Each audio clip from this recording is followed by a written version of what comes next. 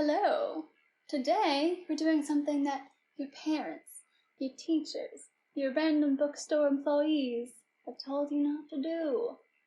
And that is judge a book by its cover.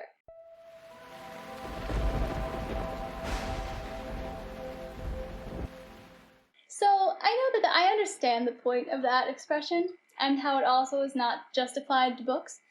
However, in our current market, especially when lots of things are audiobooks and, people walking by shelves, I think it's very appropriate to say that lots of people judge books by their covers. And the problem is, lately, in the last couple of years, a lot of books have been going on cover themes. So same color palettes, same kind of imagery, and that makes it really hard to differentiate. But it also lumps them into certain genres, which isn't necessarily bad. Inherently that's not a bad thing to say these all go in fantasy or these all go in whatever. However, it means that unless you have a really creative book title or a following already, good luck. So I decided today to just take a look at 5 book covers that I don't know. I looked up random book covers on Google, and then a couple things I looked at, blue book cover. And I just picked ones that I was not familiar with. I haven't looked anything up about them. I know literally nothing. So we're just going to look at them, and then I'm going to try to guess what's happening. And I know some of these might be, bigger books. They sound not familiar to me, but, I click on the thing to drag it in so I can look at the picture, and it seems like some of them may have won awards, but I'm unfamiliar with them. Sorry. So if they're one of your favorite books, that's awesome. I hope that you like them. I hope that they're good. I'm not advocating or not advocating, because I have no idea what these are about. So with that, let's take a look at book number 1. Okay, so this is Made You Up by Francesca Zappia. Okay, so this one's interesting. It's very bare bones, which is kind of cool, but it's got that sort of moody blue-purple palette, and I don't know, I guess it could go a couple different ways, because you got sort of the red going on under the umbrella. It could be sort of mystery, something, but I'm thinking it probably leans more towards young adult fiction, just because it's the watercolor style is kind of whimsical, and the titles, you've got Made You Up. Is it a story about someone who's lying about somebody existing? I don't know, a situation where somebody wants to, not this exactly, but people my boyfriend so-and-so, and they're yeah, you should bring him to dinner, and you're oh yeah, boyfriend so-and-so who I have indefinitely exists. And so it's just a person that she made up. I don't know if that's what it's about. Or about a sense of self, it's you made yourself up, you're not being honest about who you really are, something like that. That's where I'm gonna lock it in, young adult fiction about something in that realm. So we'll find out. At the end I'm gonna go and read the bios or the explanation blurbs about all these. So let's see the next one. Blue Floats Away. Okay. This one definitely has a children's book style. It's also given away a little bit by the fact that it is pictures by Grant Snyder. So I'm assuming it is a picture book.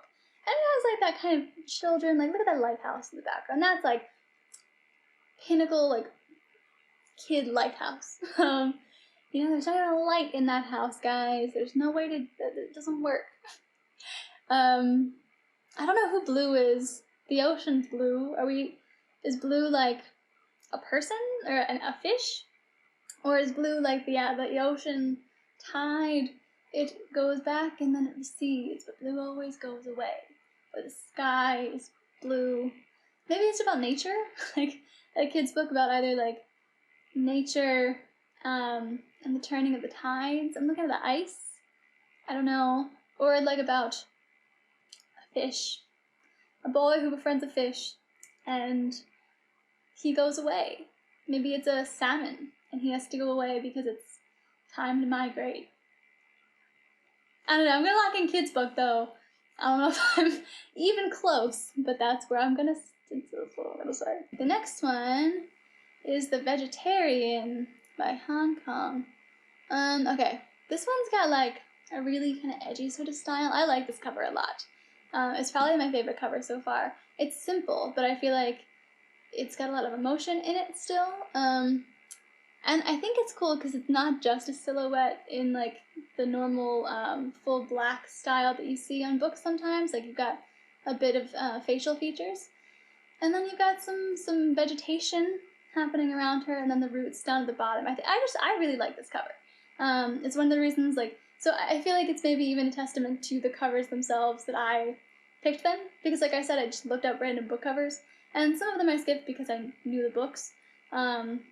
But these ones I picked because they like caught my eye in some way, and then, you know, there were lots of books when you look up random book covers, so they already are at a level where I'm like, you know, interested enough to see what they are and judge them here.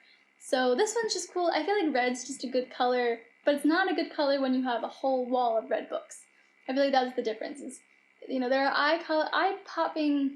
eye-catching colors, but if all the covers are the same color, then it doesn't catch your eye at all. So this one, I feel like it's more adult fiction. It's really hard to say based on just like the title and the picture what the genre even would be. I guess like realistic fiction, or like, I don't know, like a real story about a person who's a vegetarian, and like I feel like it's more like, just the cover makes me think like it should be more interesting than that. Like there's more to it that I'm not getting, because I think the cover is really cool. I just don't necessarily know what it alludes to. Like she's got this like thing going on. Is she looking up? Is it like a reason? Is it why she became a vegetarian? Is the vegetarian more of a metaphor, or is it literal? I don't know. But I'm intrigued. I would read the blurb about this book. I don't know about the other two so far. I mean, the one I think is a kid's book, but I feel like so far this is the one, if I saw it, I would turn the book around. Like, I'd pick it up and look. That's how I feel. So the next book we have is Beyond the Bright Sea. And this one is interesting. I still think I would pick the other one up first. But I like this one. It feels very like fantastical and whimsical. We've got the sun that's looking out, and it, you know, reflects like a feather on the ocean. It's very well balanced color-wise and image-wise, and the font definitely lends itself to that same whimsy. And I feel like it's got that kind of young adult fantasy adventure kind of vibe. Like they're setting off into the wind, following feather, something beyond the sea. I don't know if they're like, it's an adventure on the water, but it's beyond the sea. So I'm just assuming it's some kind of adventure book. If I was to wager a guess, it would be like a young adult. But I don't know. I would read the blurb to this one. I feel like it's got a little bit more context than the last one, but I'm still like, I don't know. Okay, let's look at the last book. And so this one's interesting. When I originally selected this, the cover that came up is different. I don't know if this is like a mock-up or something, but it was this kind of like pink on pink cover, and I kind of liked aspects of it. I think it was cool to have, like, you know, to talk about a facade and then not show the face. And it kind of, that cover made me think more young adult fiction, like she's hiding who she is sort of a thing. But then I looked it up again because that version had, like, it wasn't very good quality. And then when I look up the book title, this is the cover that comes up. And this one actually looks a little bit more familiar to me, but I'm going to do it anyway. I haven't read the book for sure, but it does look more familiar, like maybe one of my friends read it or something. And it has a completely different vibe than the other one.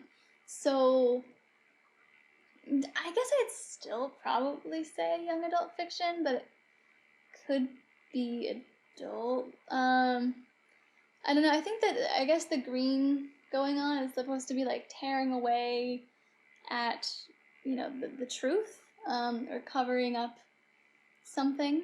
I'm not sure what's going on in the background where is it like stars or something? The black on the corner. And I don't know if the gray stuff, I guess it's like hair, like her hair, and then the sky or something behind her. It doesn't necessarily tell me what's happening. I mean, I like the eyebrows, some on point eyebrows. They're better than I can do my eyebrows, but I'm not sure what's going on. She's looking off to the side. I don't know if that's in that, way that people do when they lie, which isn't actually a real thing, I think, but, is a thing people think people do. I'm not sure. The font also on the other one, I think, lended itself more towards some sort of, young adult style, whereas this one has that more, thin kind of, adult font. So it could be something else. But I feel like just the image itself still makes me think it's younger. So I guess I would go with young adult fiction on this one too. Which wasn't intentional. I didn't mean to do mostly young adult fiction. That's not to say that they all are. That's what my guess is. It just seems like that's a big genre. And also a lot of the other ones are too obvious, you look it up and you're like, oh, this is definitely mystery, or this is definitely fantasy just based on the images. And I wanted to do things that had a little bit more ambiguity. And young adult fiction generally does, because it's a very wide genre. It's just fiction for young adults, and anything can fall into that. So, if they all are, which we're going to go read the blurbs in a second, it wasn't intentional, that just might be how the covers are. So let's take a look at those blurbs. So, made you up. Reality, it turns out, is often not what you perceive it to be. Sometimes there really is someone out to get you. Made You Up tells the story of Alex, a high school senior unable to tell the difference between real life and delusion. Alex fights a daily battle to figure out the difference between her reality and delusion. Armed with a take-no-prisoner attitude, her camera, a magic 8-ball, and her only ally, her little sister, Alex wages a war against her schizophrenia, determined to stay sane long enough to get into college. She's pretty optimistic about her chances until classes begin and she runs into Miles. Didn't she imagine him? Before she knows it, Alex is making friends, going to parties, falling in love, and experiencing all the usual rites of passage for teenagers. But Alex is used to being crazy. She's not prepared for normal. Okay, that sounds really interesting, actually. Completely not what I expected. But I can see it. Now that I read the blurb, I can see it in the cover, just kind of the deluge of confusion and feelings and trying to cover yourself from that. I can definitely see where it's coming from. Classifies itself as young adult, contemporary, mental health, romance, fiction. So, yeah, and realistic fiction. So, I think that's really interesting. I definitely didn't glean that right away from the cover. I mean, we got the general genre right, but that's not where I would have gone with that. But I think that sounds really, really cool. I would read that book. Okay, Blue floats away. Little Blue lives at the North Pole with his parents until one day he floats away and strikes out on his own. Along the way, Blue encounters new things, sharks, and beautiful things, sailboats. He starts to wonder which way is home when something unexpected starts to happen. Little Blue is getting smaller and smaller until he transforms. After mixing with the warm ocean, Blue reappears as a cloud. He encounters new things, airplanes, and beautiful things, birds. He charts a course for home. As it gets colder and colder, Blue gets bigger and bigger until... Hey, is that a snowflake? A story about the water cycle. Blue floats away, explores the power of transformation and growing up. I wasn't so far off, okay? That was, not too far off. It's definitely a kid's book, and it's for 4 to 8-year-olds, preschool to 3 years old. I wasn't so far off, guys. It It's about nature. I'm guessing blue is kind of like water, so that's really cool. We weren't far off on that one. Got one. Got one. The other one. Alright, let's see. The vegetarian. Before the nightmare, young He and her husband lived an ordinary life. But when splintering, blood-soaked images start haunting her thoughts, young He decides to purge her mind and renounce eating meat. In a country where societal mores are strictly obeyed, young He's decision to embrace a more plant-like existence is a shocking act of subversion. And as her passive rebellion manifests in more extreme and frightening forms, scandal, abuse, and estrangement begin to send young He spiraling deep into spaces of her fantasy. In a complete metamorphosis of both body and mind, her now dangerous endeavor will take young He impossibly, ecstatically, tragically far from her once known self altogether. A disturbing and beautiful composed narrative told in 3 parts, The Vegetarian is an allegorical novel about modern-day South Korea, but also a journey of obsession, choice, and our faltering attempts to understand others, from one imprisoned body to another. Wow. That one also sounds very interesting. I feel like the cover does match that. It has that kind of contrast that they're looking for, and it has a lot of the emotion with like the reds and the blacks. Definitely give that feeling. Yet again, having read it, it makes a lot of sense. I wouldn't necessarily say that just from like staring at it that I knew what it was about, but I think that sounds very interesting. And now that I know what it's about, I would read it. And also, like I said, I would have picked it up anyway. So regardless, I was intrigued enough to want to read it. And I think that sounds like a really, really cool book. So 10 out of 10. Okay. Beyond the Bright Sea. 12-year-old Crow has lived her entire life on a tiny, isolated piece of the sparkly, beautiful Elizabeth Island in Massachusetts. Abandoned and set adrift in a small boat when she was just hours old, Crow's only companions are Osh, the man who rescued and raised her, and Miss Maggie, their fierce and affectionate neighbor across the sandbar. Crow has always been curious about the world around her, but it isn't until a night of mysterious fire appears across the water that the unspoken question of her own history forms in her heart. Soon, a chain of events is triggered, leading Crow down a path of discovery and danger. This one is historical fiction, middle grade fiction, mystery, young adult. So that's interesting. It's younger than I thought it was going to be, but I see it. It does sound interesting for that age range. I don't know that I would get that from the cover. Like, I got that it's like an adventure. It's around the ocean. I guess I do.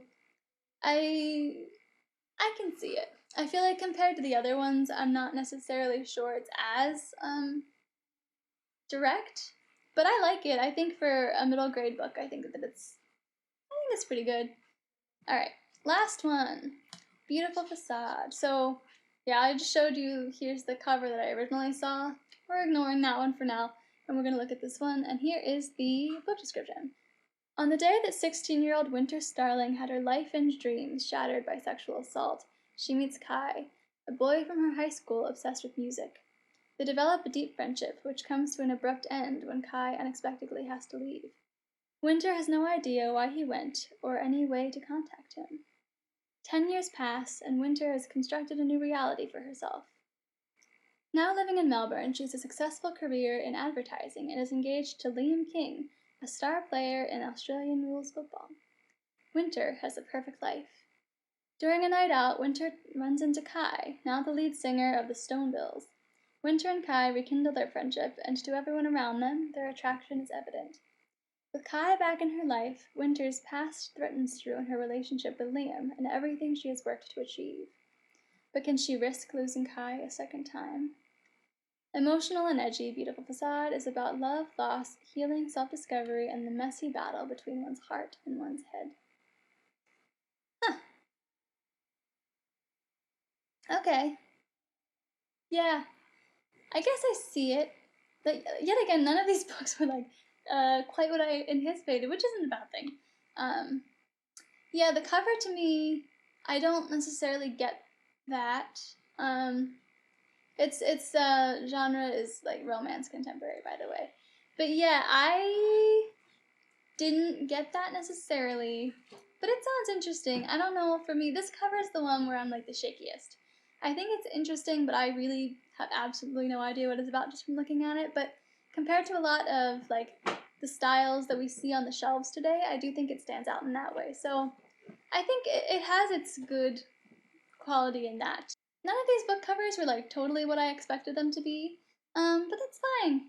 They all, like I said, had enough of a special quality for me to pick them out of a lineup in the nebulous of book covers on the internet, because there are so many. I would definitely like do this again if anybody wanted me to. I'm not sure I'm very good at it, but I had fun.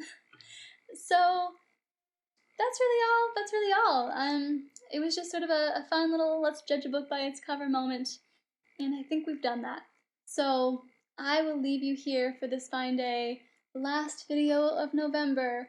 Next week, I'm gonna have my wrap up video for Nano, and we're gonna do something else. I'm not sure yet what I'm gonna do. It's kind of an awkward timing thing because I'm gonna be like doing some work. I got like a film thing going on. We're doing film competition, so I don't know how much time I'm gonna have. I might try to do another like short fun one just so that I have time, but we'll see what happens when the time comes. If you like this video or if you would like any more, like let me know down in the comments. Give it a like, all that stuff. And yeah, if you want to subscribe, because I'm gonna have a lot more random content, some book related, some just more interesting, like introspective things. I have a video about the reality of fanfiction and the Catholic Church, and got some fun ones. I did like a bunch of Squid Game BuzzFeed quizzes without having any idea what BuzzFeed was, any idea what Squid Game was at that point. So we do a lot of fun things here, and plus all the vlogs if you want to go back and read those. Read them. Wow, watch them. My brain is sharp. Anyway, thank you guys so much for being here. I hope that you enjoyed it. And for now, sweet dreams.